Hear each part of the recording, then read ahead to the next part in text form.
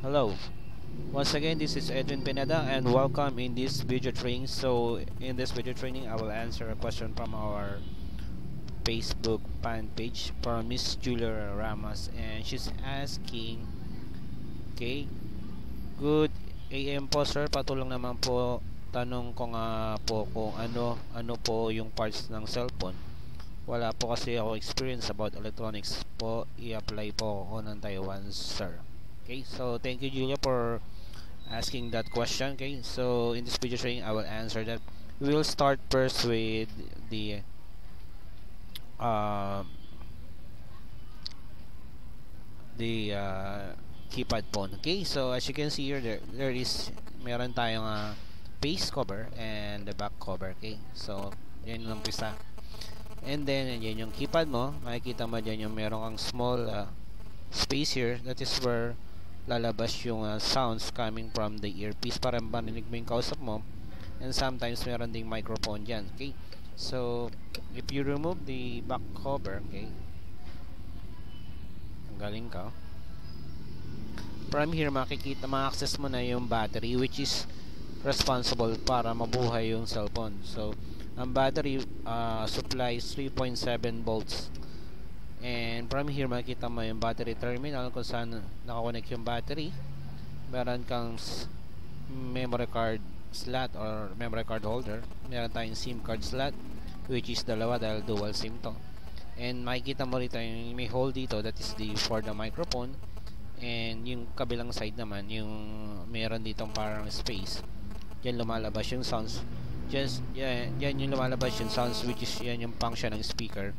Pag may tumatawag, may nagte-text, so nagsasound ka, play ka ng music, yan lalabas siya. Okay, so if you remove the screw, mga screw nyan, ma-access na natin yung pinaka PCB board.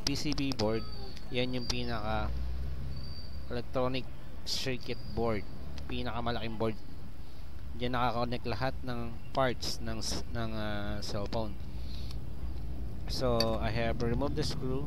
Makikita natin sa face cover, andyan yung earpiece. Ito yung diyan lumalabas yung boses ng kausap mo, which is also connected to your PCB board here. So yan ang function ng PCB board.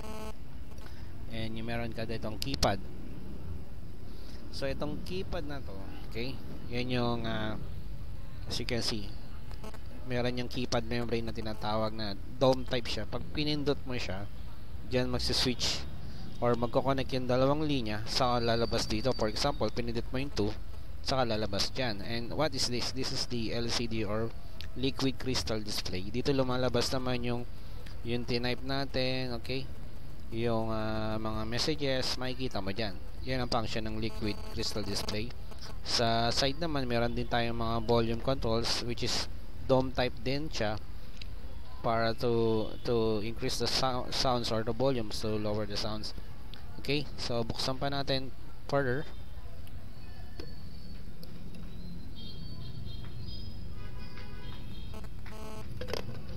Okay, ayan, natanggal na yung pinaka speaker niya, no? Yan yung pinaka speaker. Okay, dyan nakakonect yan. And then meron ka ritong data connection. Kung gusto mo i-connect sa computer, meron siya dyan. And dito naka-solder yung microphone. Natanggal na siya. So ang function ng microphone is to capture the sounds from the surrounding. For example, if you ginagamit yung phone para tumawag, yun ang trabaho ng microphone yan, para marinig ng kausap mo yung boses mo.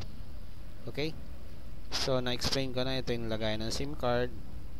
Okay, memory card slot.